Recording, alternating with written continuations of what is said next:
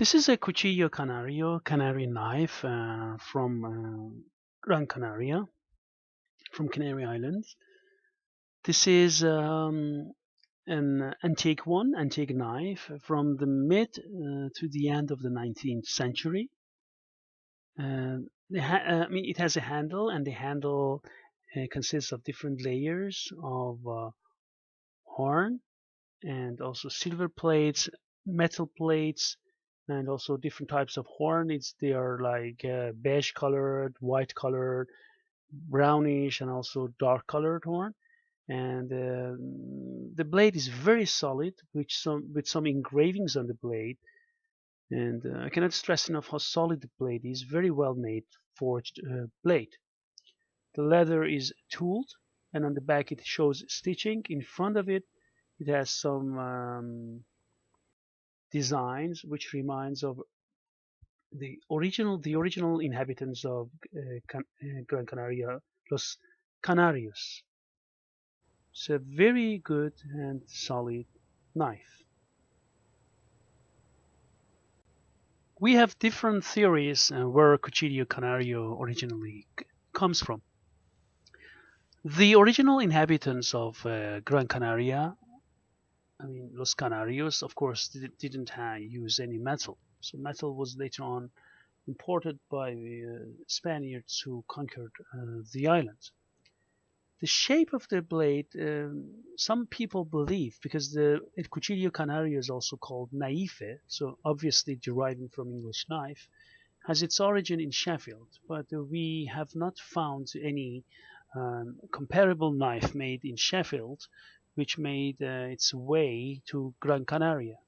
So that's the first theory, which is widely rejected now. The second theory, which exists, says that actually the shape of cuchillo canario, the handle shape, and also to some extent the blade shape, they stem from a knife made in Spain, in Albacete, city of Albacete. Look at this, courtesy of Armas Antiguas. And look at this, look at the handle. It comes from Albacete, which was under heavy influence of Moorish people, or smiths and knife makers and sword makers, which later on became much more elaborated in Canary Islands, in Gran Canaria, as you can see, and took this beautiful shape of today. We should also stress that so it has Moorish influence, North African influence on the shape of the handle. In Albacete, it was then got additional Spanish also characteristics to it that made its way to via trade routes there to Gran Canaria, and then it took this peculiar shape. But we should note that it's not only made in Gran Canaria, to lesser extent also in Lanzarote, also in Tenerife and La Palma. And if take a look at La Palma, they have a buoy shape.